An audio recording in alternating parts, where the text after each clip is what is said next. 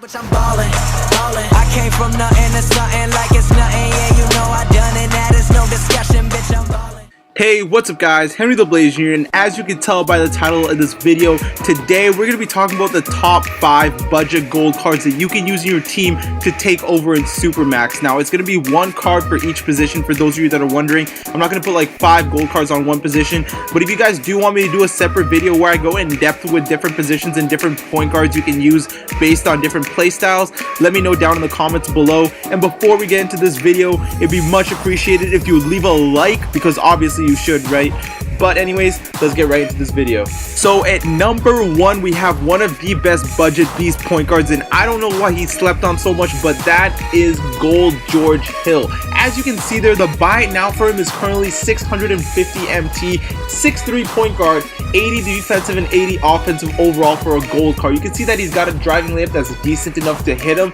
Most of the time, you're not going to hit driving layups unless they're open in this game anyways. He's got a nice mid-range of an 83, an open 3 of an 82, a decent free throw at a 77. He can pass, he can play defense fairly well. Look at that defensive consistency of an 82 on ball pick and roll for a gold card is amazing. Now the only con to this card, he's not too crazily fast. You can see his speed's only a 78, 81 speed of the ball, not too bad, but look at that 86 vertical. The man can jump, he can play defense, he's got the stamina for it. Amazing card, definitely recommend him, and he is number 1 as far as the point guard for budget beasts when it comes to gold.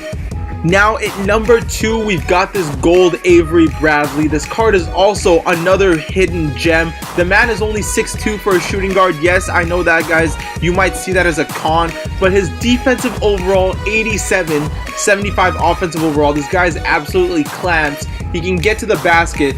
Best part is he shoots very, very nice. This guy's form is one of the easiest forms to use in the game. 79 open mid-range and a 79 open 3 as well. Very consistent shooter, plays very well, and the best thing about him, like I said, he has that lateral quickness of a 91, plays absolutely good defense, amazing two-way guard, good on offense, good on defense, and for those of you that like to stretch the floor, he's a good shooter. You catch him wide open, he's going to splash it almost every single time. He's also got a very decent speed at an 83. He's very consistent on the offensive and defensive end. Definitely someone I recommend you guys go pick up. Definitely don't go ahead and get those shooters that have really bad defense. Some people want to go pick up JJ Redicks and stuff just because they're shooters, but defense is so important in this game this year, and they play such good defense already, where if you just clamp up people, they're just going to rage quit right away. Played with this card a lot through domination. Very consistent, very good. I definitely recommend that you guys go ahead and pick him up. Now, at the number 3 spot, this was going to be pretty obvious for the small forward position. This card has been one of the, if not the most cheesiest gold cards to come out in the game this year. And as you can see, he's going for an average price of only 2,000. So right now, if you're including George Hill and Avery Bradley, you're at about 3,000 something MT. Very well for 3 cards already, but we're going to go ahead and take a look at this Melo. The Melo is 6'8", 240 pounds, and probably has one of the most cheesiest and consistent releases in the game this year, just like he's always had in previous games other than 2K17. Man, absolute beast, 6'8", got the driving layup, he's got that post fadeaway, he's got that mean post work, decent post control, really nice open mid-range at an 87 for a gold card, and an open 3 to 75, but do not sleep on that 3-pointer. That thing is not a 75, it's like a 99, and his contested 3, I swear, is like a 150. The amount of times this card has hit stupid shots on me makes me want to rage. And for those of you that are willing to spend extra coin, you can get that dynamic duo with Kristaps Porzingis. I do have someone else who's different at the 4 position, but definitely a card I recommend you go pick up. Now, by these stats, according to the intangibles on 2K MT Central, for those of you that don't know what intangibles are, there's something that modifies the overall of the player but doesn't actually affect how the player plays. His intangibles are fairly low, so technically this Carmelo Anthony is actually supposed to be a sapphire card, and just by looking at these stats, you can tell he's not even supposed to be a normal gold card anyway. He plays decent defense, he's not too fast, but he plays very well. He dunks a lot more than the stat says. He plays super consistent. Definitely one of the cards I recommend you guys go and pick up for the small forward. No one else can even compare to this Melo. Up next at the 4 position, we've got Serge Ibaka. Now, I know this isn't a name you were really expecting to hear, but this Serge Ibaka is an absolute sleeper. The man plays amazing defense. Sure, he might say he has an 71 offensive overall. 6'10" though, 235 pounds. card has been playing super consistent for me. I've also had this guy through domination from when I was grinding. Obviously, he doesn't have the driving layup being a big man, but the man has got a super consistent jumper. As you can see, 89 open mid-range. His post game is not very strong. That's never been what Serge has been about.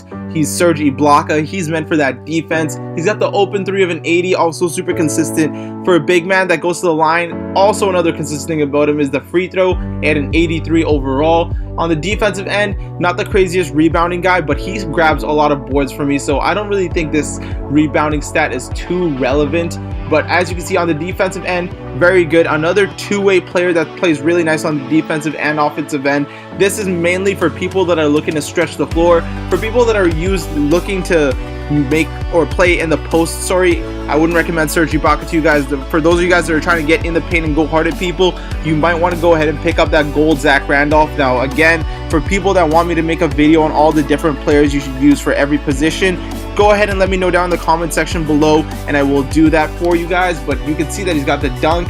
He's got not very much speed, but the speed isn't very visible in game with this guy. He's strong. He's got a really nice vertical for a big man at an 80 for someone who's pretty big and heavy and is 6'10". So I think that's why he grabs really good boards. On top of that, reaction time of an 89. I don't think I have any other big man that has that kind of reaction time. As you can see, I'm going through there. Other than my Serge Ibaka himself, no one has a reaction time to go ahead and grab boards. Reaction time is super important in the game this year. Definitely recommend you guys go ahead and pick up this Serge Ibaka.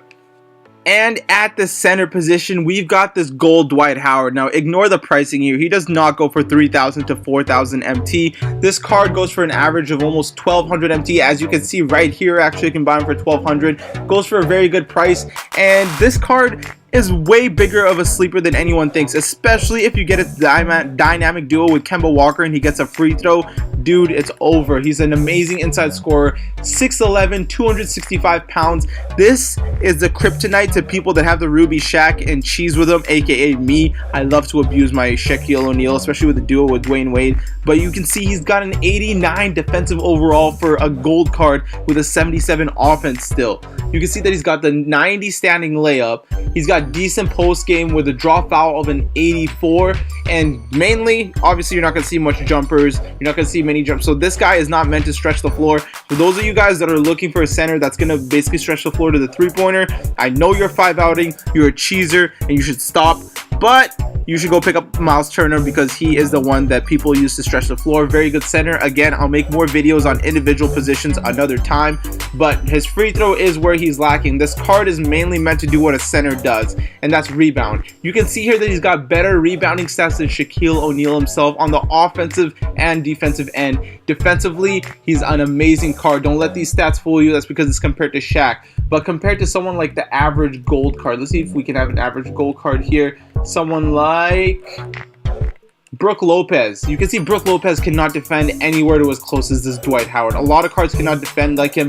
You can see he's got the very good standing dunk, an 83 driving dunk, and he's super fast for a center. Super athletic, strong, so you can actually play post game with this Dwight Howard. I really recommend you guys go ahead and pick this card up. He's one of the best and most slept on centers in the game. I recommend you also go get him before the prices increase. For people that do watch this video, a lot of people usually go ahead and pick up the cards, and that is going to be the 5 positions. So you've got George Hill at the 1, you've got Avery Bradley at the 2, you've got Carmelo at the 3, Serge Ibaka at the 4, and Dwight Howard at the 5.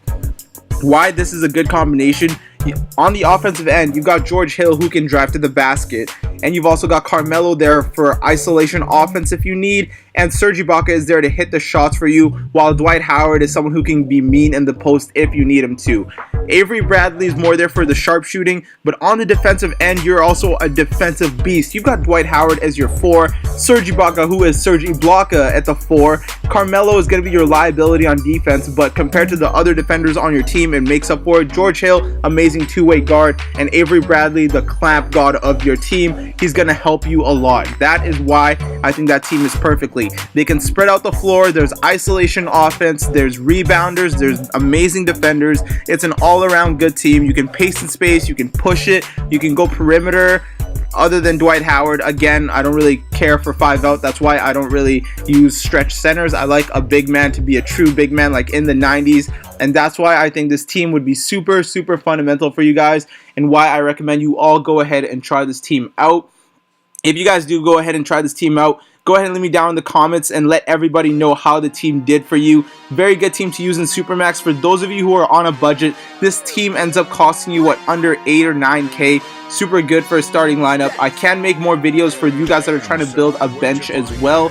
But as always, don't forget to leave a like on this video, and for all of you new viewers, you know you have to hit that subscribe button and join the Blasian Nation.